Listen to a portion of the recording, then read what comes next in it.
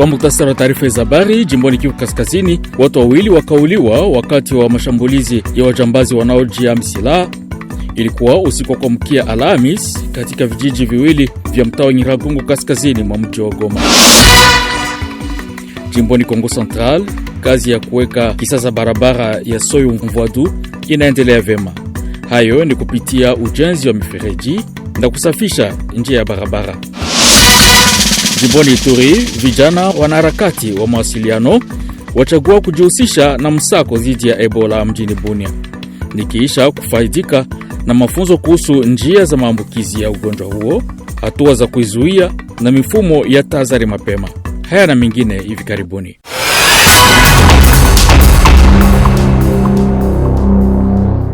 Jambo kwa mpenda msikilizaji, karibu. Jimboni Kivu Kaskazini, watu wawili wakauliwa wakati wa mashambulizi ya wajambazi wanaojihami silaha. Ilikuwa usiku wa kuamkia Alhamis katika vijiji viwili vya mtaa wa Nyiragongo kaskazini mwa mji wa Goma. Vyanzo vya mahali vyadokeza kwamba vitu kadhaa vya samani vya wakazi pia viliporwa. Wahusika wa mashambulizi haya hawajafahamika. Kwa mujibu wa duru hizo, tukio la kwanza lilitokea majira ya saa 5 usiku katika kijiji cha Bukamba ya kwanza, usultani mdogo wa Muja, kwenye wajambazi walimuua kijana mmoja wa miaka 24 na kupora duka lake. Katika usiku ule ule, mama mwingine kauliwa katika kijiji cha Kiziba ya kwanza, eneo linalojulikana kama Neufport, wakati watu wenye silaha walivamia nyumba na kumpiga risasi. Vyanzo vya ripoti kwamba huenda wengine walijeruhiwa. Jimboni Kongo Central, kazi ya kuweka kisasa barabara ya Soyo Mvwadu inaendelea kupitia ujenzi wa mifereji na kusafisha njia ya barabara. Sehemu hii yenye urefu wa takriban kilomita 3 yadadisiwa kuwa suluhisho la msongamano wa magari unaoathiri mara kwa mara uchukuzi mjini Matadi. Hali hii inasababishwa kwa kiasi kikubwa na trafiki nzito ya malori yanayohudumia bandari na ukosefu wa njia mbadala. Elise Kavira anaripoti zaidi. Kazi za ukarabati wa barabara tayari zimeanza katika mji wa Matadi. Wananchi wengi wanafurahi sana kuona mradi huu ukitekelezwa, kwa sababu barabara nyingi zilikuwa zimeharibika sana na kufanya usafiri kwa mgumu. Kwa wakazi wengi, kazi hizi zitasaidia kurahisisha usafiri na kuchangia maendeleo katika mji. Wakazi wa mtaa Ndemba pia wanaamini kuondokana na hali ya kutengwa kutokana na barabara hii mpya. Kwa upande wake, kampuni wa Sikongo inayofanya kazi inaendelea na maandalizi ya ujenzi ili kuhakikisha kwamba barabara zitajengwa kwa ubora mzuri. Kwa kweli, wananchi wanasubiri kwa hamu kukamilika kwa kazi hizi, wakiamini kwamba barabara hizi zitapunguza msongamano wa magari na kuboresha usafiri mjini. Toka Matadi, Elise Kavira, Radio Kapi.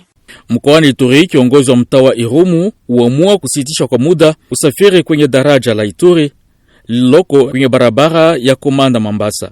Hatua hiyo itakayotekelezwa kuanzia hii Alhamis tarehe 30 Julai inachochewa na wasiwasi wa usalama. Katika taarifa iliyotolewa Jumatano, Kanali Jean Siron Simba Bunga ueleza kuwa uamuzi huu unalenga kuzuia hatari yoyote ya daraja hilo kuanguka kwa kuwa limeharibika sana na huko litatumiwa litakapokarabatiwa na shirika la ujenzi wa barabara. Uamuzi huo umepokelewa vyema na mashirika za kiraia za eneo ambazo zinaamini utasaidia kuwalinda watumiaji wa barabara.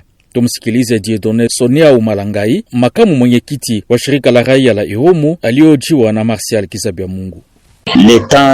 Hali ya kilalo ya Ituri sio nzuri kwa kuchunga ukarabati wake, kwa kuwa kilalo hii imeharibika sana. Tunalomba na shirika ya kiserikali ya Transcom na za usalama zipate kuheshimia hatua hii ya administrator ya Irumu, kwa kuwa kilalo hii inasaidia wakaji sana sana jeshi letu la taifa wakati ya kwenda kufanya operesheni hapo kwa mtaa ya Mambasa. Kwa hiyo mtu yoyote anapita kinyume kwa hii hatua ya administrator ya mtaa, tunaomba apate malipizi na sheria, kwa kuwa hatua ya administrator inapasha kuheshimiwa kama kawaida.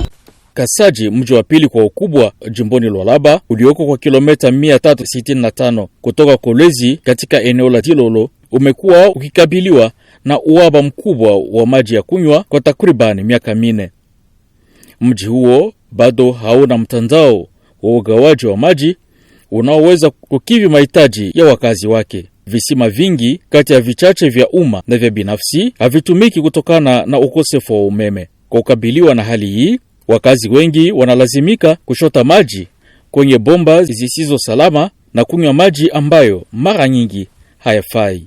Pole Munanga anaripoti kamili. Jiji hili lenye wakaaji karibu ya 1300 linakabiliwa na ukosefu mkubwa wa maji ya kunywa. Kusafiri umbali wakati ya kilomita 3 na 5 ili kupata maji. Hebu tusikilize maoni ya wakaaji wa Kasaji. Tuko naenda kunywa mamai ya buchafu na ile mai pa kusema uipate. Tuko natembea paka 3 km ou bien 5 km. Kisha kwa maforage inye ile kwa mkasaji. Aitumike moto aikalakeko, mai aikalakeko. Finalement mu province kanumu tuiko. Kwetu shuka Kasaji hatuna na mai. Hii wakati ya kipwa hii mai tuenda kushuta mbari sana. Tena ile mai tuenda kushuta ni mai ya buchafu. Bona sema Kolwezi ni province pilote. Shi tuko nateswa sana ukasaji. Ukosefu wa maji ya kunywa katika jiji la pili kwa ukubwa mkoani Lualaba unaleta wasiwasi kubwa kuhusu hatari za kiafya. Hali hii imechochea kundi la kiraia kwetu Kasaji kuchukua hatua na kuwaomba viongozi kwa kupata suluhu kuhusu jambo la ukosefu wa maji safi,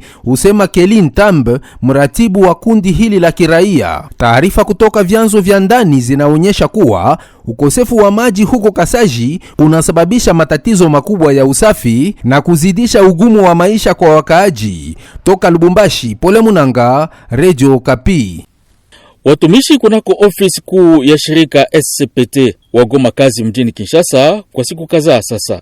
Miongoni mwa dukuduku zao hawa wanadai malipo ya mishahara ya miezi 17, huko wakiwekea uongozi wao shinikizo ili wapewe majibu thabiti.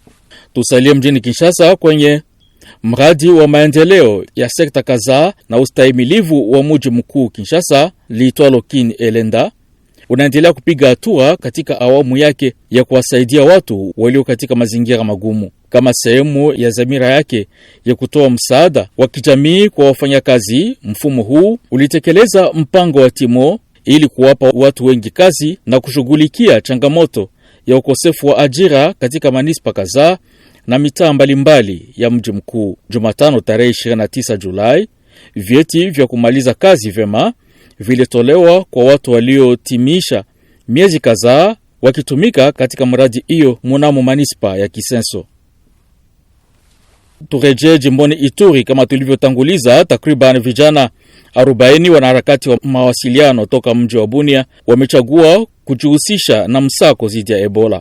Walipokusanyika kwa ajili ya mafunzo kuhusu mawasiliano ya hatari na ushirikishwaji wa jamii, hawa walifahamishwa kuhusu njia za maambukizi ya ugonjwa huo, hatua za kuzuia na mifumo ya tahadhari mapema. Jitihada hii inaongozwa na bunge la vijana la Ituri kwa usaidizi kutoka kituo cha kuratibu dharura za afya ya umma. Lengo ni kuimarisha ushiriki wa vijana katika kukabiliana na mlipuko huu ambao unaathiri maeneo kadhaa ya afya jomboni huko. Martial Kizabiamungu anaripoti kamili. Wawasilianaji ya watu hawa vijana wenye ushawishi kutoka Bunya wakiwakilisha mashirika mbalimbali walipata mafunzo ya kusaidia mwitikio wa ugonjwa wa Ebola unayozidi maeneo 26 kati ya 36 ya afya katika jimbo la Ituri. Wakati wa kikao hiki cha kujenga uwezo, viongozi hawa wa mahoni waliulimishwa kuhusu njia mbalimbali za maambukizi ya Ebola na dalili zake za kikliniki. Walishiriki kikamilifu pia na taarifa kuhusu hatua za kuzuia, taratibu na za tahadhari kwa visa vinavyochukuliwa, huduma kwa wagonjwa na mchakato wa mazishi ya heshima na usalama. Lengo la uandaji ni kuhakikisha kujitolea kwa vijana katika mapambano dhidi ya janga la Ebola la 17 Jamhuri ya Demokrasia ya Kongo. Washiriki ambao waliahidi kuunga mkono juhudi za timu za mwitikio walionyesha hamu yao kuona shughuli kama hizi zikipangwa katika maeneo zingine zilizoziriwa na janga la Ebola jimboni Ituri. Nikiripoti kutoka Bunya, mimi Martial Kizabiamungu, Radio Okapi. Hatimaye jimboni Kasai, Dayosisi ya Kabinda ina askofu mpya kwa sasa. Papa Francisco amemteua Padre Mheshimiwa Eustache Ntambwe Makoyo kwa kiongozi wa dayosisi hiyo, ilitangaza mkutano wa kitaifa wa maaskofu wa Kongo katika taarifa iliyotolewa hii Jumatano. Huyo umgomboa Askofu Felicien Tambwe ambaye aliteuliwa kuwa askofu mkuu wa Kananga mwezi Machi 2024. Ifuatayo hivi sasa ni kipindi chetu cha pili cha habari kinachotolewa nayo Martial Kizabyamungu. Jambo Martial. Radio Okapi. Invité en Swahili.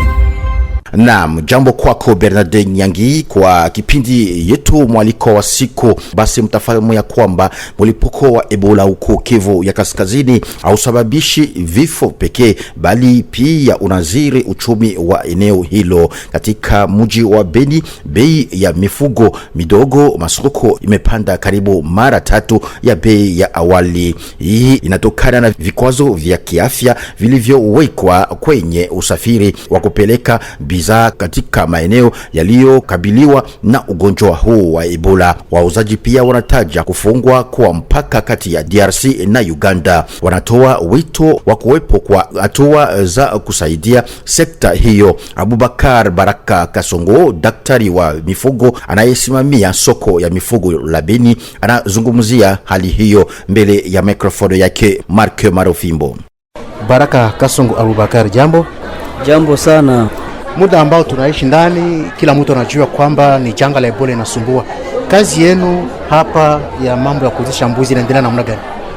Kazi yetu ya kujisha mbuzi inaendelea, haendelee kama kawaida, kwa sababu hiyo magonjwa imeweza kutugusha kidogo, na kutugusha kidogo inagusa ku compte financier zetu, paske hakuna passage. Ndio maana wote mwenye anaweza fika na kusoko atakuta mbuzi inapanda, asiko na shida, si regrete hata na ile kidogo yenyewe tunapata, tuko naipata kwa neema, kwa sababu kwenyewe tuko napita vraiment ni matata kabisa.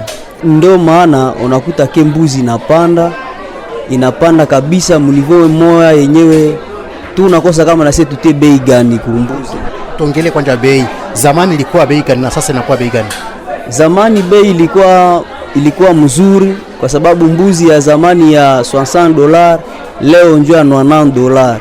Mbuzi ya $90 leo njo ya $120. Ndio maana ninasema bei inacheza kwa sababu ya Ebola, kwa sababu ya hiyo magonjwa. Juu hakuna passage vraiment kwa kupita, iko peu difficile. Njo tunasi wote mwenye anaweza kuwa tana connaissance kidogo angitusaidia juu tuweze kupita katika barabara ndani ya securite, ndani ya liberte yenyewe kama miko bien, juu na sisi tuweze kushukisha tena bei, kwa sababu kwenye tu unapitia hata kupata ile kidogo nje kunaacha bei vile inafaa nini inapanda. Na mnatosha mambuzi wapi zaidi sana? Mbuzi kwenyewe tunazitosha mnivo ya Uganda. Mnivo ya Uganda njo kwenye tunatosha mbuzi. Metena kuvuka ile frontiere iko matata sana, na hii riski hata watu wengine walikuwa napata fimbo pale ku frontiere kabisa, ilikuwa matata. Sasa unasema unaenda gongesha bana kupiga fimbo. Ndio maana tulitafuta ingine njia ya kupita, tukapita njia zingine, ile njia ziko riske, ziko za matata, ziko na mariske mingi kule kwenye tunapitaka. Ndio maana unakuta mbuzi inapanda. Viongozi wanasema nini kuhusu hali hii? Tungi si viongozi ya inji vinaweza kutusaidia kutupa kwanja libre passage, wangeweza kutufungulia kwanja njia, kwa sababu tulete marchandise na population iko satisfaite na marchandise yenyewe tunaleta. Lakini eske ni kwa sababu mbuzi na gonjwa wala haichunguziwe ndio inakuwa na shida, wala tu kwa sababu Ebola wamefunga mpaka? Mbuzi aswa ni parmi maelema yenyewe nayo vile na kwaka suspect kwa Ebola, kwa sababu Ebola inakuya vile ndani ya nyama. Ndiyo maana unakuta bana tufungia baseme tusilete nyama, kwa sababu na Ebola inajimanifestaka ndani ya nyama. Unajua kuko magonjwa mingi ambao nyama inachia mutu na mutu anachia nyama. Ndiyo maana unakuta kena wanatia resistance kukatala kutufungia kwa sababu ya hiyo magonjwa. Ndio tungisi viongozi hata kama kuko hiyo magonjwa wangi tutilia mwenyewe iko expert na anakuwa pale kudwani mwenyewe anaweza kuchunguzia ile maneno na tunakuwa napita na tunajua tunapita na nyama ambayo iko safi. Shukrani sana. Asante sana. Radio Okapi, dossier en Swahili. Katika mpango yetu mambo muhimu ya siku, tubaki Kivu ya Kaskazini. Usimamizi bora wa kata za kila siku pamoja na upandaji na utumizaji wa miti manyumbani. Hii ni baadhi ya tabia zilizoainishwa katika mkataba mpya kabisa wa mazingira wa mji wa Goma. Mkataba huu ambao ulipitishwa siku ya Jumamosi na watu wote unalenga kuhamasisha uwajibikaji miongoni wa wakaji kuhusu masuala ya mazingira huko Kivu ya Kaskazini. Mkataba huu utatekelezwa je? Pata majibu katika ripoti hii yake Rosalie Zawadi. Ni kwamba mkataba huu si wa kushurutisha, ila unalenga kuonesha kila mkaaji umuhimu wa kulinda mazingira ili kuamsha dhamiri yake kwa vitendo vizuri. Ndio maana baada tu ya kusaini mkataba huo, wawakilishi wa mashirika zilizouandaa walipanda pamoja mti kama mfano bora wa kazi inayotakiwa kwa kila mkaaji. Ndivyo afasiria hapa Profesa Kennedy Kihangi, mwalimu kwenye vyuo vikuu. Hii kazi ilikuwa ni kusema kuatire attention ya kila mmoja wetu a partir ya universite, école secondaire na primaire, kujua kama inatubidi sisi sote tuwe na comportement ya kuweza kuheshimu mazingira. Tukiheshimu mazingira, tunakuwa na pa mmoja tunarealize kwa existence yetu sisi wenyewe. Ndio maana tumepanda mti kusema hii mti inamaanisha kusema kwamba sisi ambao tunaishi kwa leo tunashughulikia vile ambao watakuja. Tunatafuta mazingira ambayo tupatia hewa nzuri, na kama tunakuwa na hewa nzuri tutarefleshir vizuri, tutadevelope inchi, na tunatayarisha ambao watakuja nao vile ile même perspective. Kwa upande wake Felix Kalimba toka shule la Mama Mlezi alisema kwamba hata wanafunzi wa shule la msingi na sekondari watashirikishwa katika ulinzi huu wa mazingira. Sisi tunashinda na watoto, na mara mingi hao watoto wakati hawana elimu juu ya miti ni wao wanaongoaka miti. Hapa kabisa atelier hii, formation hii inaniongezea kitu ya maana sana. Nimepata ingine kwenda kuongezea watoto. Tunaenda kuambia watoto wapende miti na wapande miti nyumbani. Wakisha kupenda miti hawataiongoa ovyo ovyo. Ujumbe huu utafikishwa pia makanisani. Alain Mungi akiwa mchungaji wa kanisa alisaini pia mkataba. Najua Mungu anafurahi na kazi ambayo tumefanya leo, sababu watu wengi hawachukua muda wa kujiuliza sababu gani Mungu alipumzika kisha kuumba mtu siku ya 6. Mungu alipumzika sababu aliumba muumbaji mwingine ambaye anamwachia responsibility ya kazi yote ambayo alifanya. Na leo tumejinscrire ku liste ya constructeur wenye tuendelea kuchunga, na najua anafurahishwa sana na kazi ambayo tumeifanya.